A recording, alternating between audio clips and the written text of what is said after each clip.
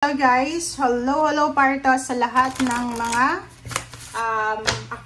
Aquarius, tingnan natin kung anong messages, vibration, gabay energy para sa lahat. Tayo general reading, so pwede kang makaresonate, gamitin mo ang iyong intuition sa panonood. Okay, wait lang.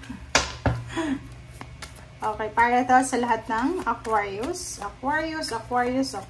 Tingnan natin kung anong message para sa'yo. Okay, commitment, Aquarius. Wow. Alam mo yung commitment card na to, palagi itong lumalabas sa lahat ng Aquarius. Pero ano siya eh, pwedeng 2 years ago, 3 years ago, or pwedeng 1 year ago. Pero, siguro yung iba hindi yan makaresonate or makarelate sila. So, this card, sinasabi ng baraseho dito na pwede siyang wedding anniversaries, engagement, offer ng kasal, parang ganon. So, sinasabi sa'yo dito, Aquarius ng barahan na posibleng may mag-offer sa'yo ng relationship. Pwedeng yung karelasyon mo, long time relationship, ka-live-in partner, ay mag-offer na siya sa'yo ng kasal. Okay? Or pwedeng friendship, collaboration, may isang tao na pwedeng mag-offer sa'yo ng friendship, or pwedeng mag-offer sa'yo ng advices or anything na may commitment siya. Diba? Parang ganun. Plano. Like ganun. And dito sa third eye chakra, number 6, sinasabi ng baraha sa'yo dito na yung third eye chakra ay open sa'yo sa ngayon. Okay? Yung third eye mo ay open sa ngayon. So, nakikita ko or nakikita mo or makikita mo this month of April and May na yung balance na hindi mo makita sa iba. Parang ganon. For example, sobrang imbalance yung nangyari sa past or few months ago, few years ago. Dito sinasabi na makikita mo yung balance. Yung parang liwanag. Diba? Yung parang, halimbawa, several months ka nang nag-a-apply ng trabaho tapos walang trabahong available sa'yo. Kahit nakikita mo na yung iba, mabilis lang sila makahanap ng trabaho. Ba't ikaw hindi? So, dito nakikita natin na for the month of April and May, makikita mo na marami palang open, marami palang possibilities and opportunities. Kaso lang, hindi mo nakita for almost few months kasi sarado yung third eye chakra mo.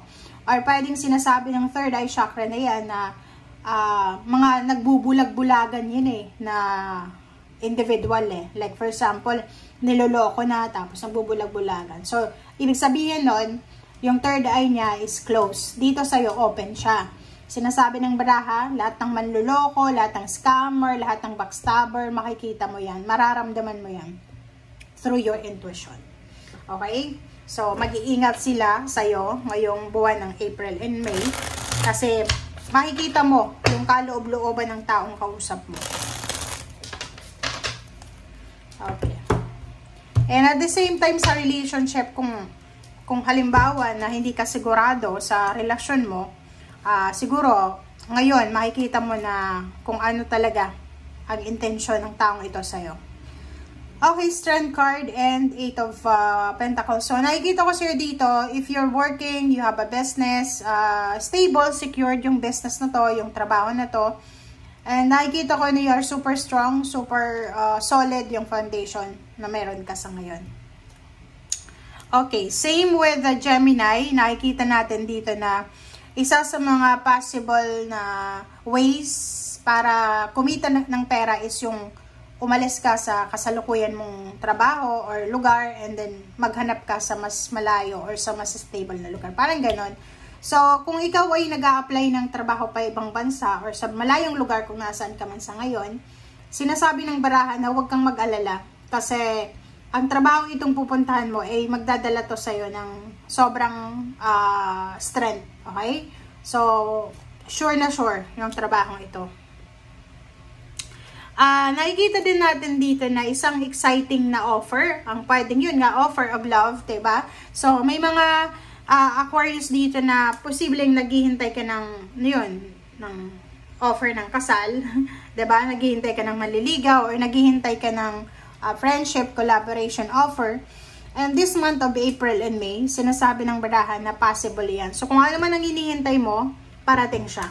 or kung ano man tong parang feeling mo wala ka, naandyan na sa'yo. Hindi mo lang masyadong makita kasi close yung third eye mo. So, dito, for the month of April and May, sinasabi ng barahan na may mag-o-offer talaga sa'yo. Exciting to eh. Pwedeng love life, pwedeng trabaho, pwedeng kung ano man yan ay o-offer sa'yo.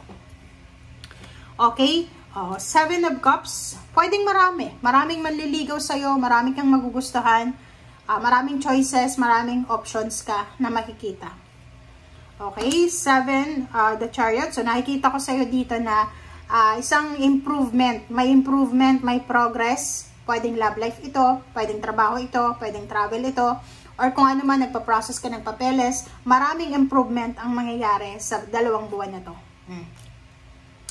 Makinig tayo sa sinasabi ng ating intuition kasi yung intuition natin ay hindi tayo niyan ipapahamak, okay? Yung intuition, siya ang pinaka-solid natin na pwede nating i-consult anytime na nahihirapan tayo.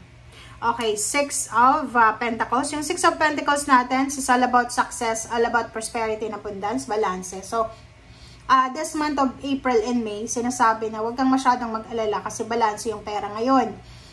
Kung kailangan mo ng pera, may mga tao dyan sa paligid mo na pwede mong mahiraman or, diba? Marami dyan. And yung iba naman sa inyo, kung may mga problema kayo sa relationship nyo sa pera, marami kayong utang or marami kayong kailangan i-settle, dito sinasabi na huwag kang mag-alala kasi balance nga yung pera. May way out. Okay? So, dito sinasabi ng barahan na maghintay tayo. Huwag tayong magmamadali. Huwag magra-rush, lalo na sa usaping pera.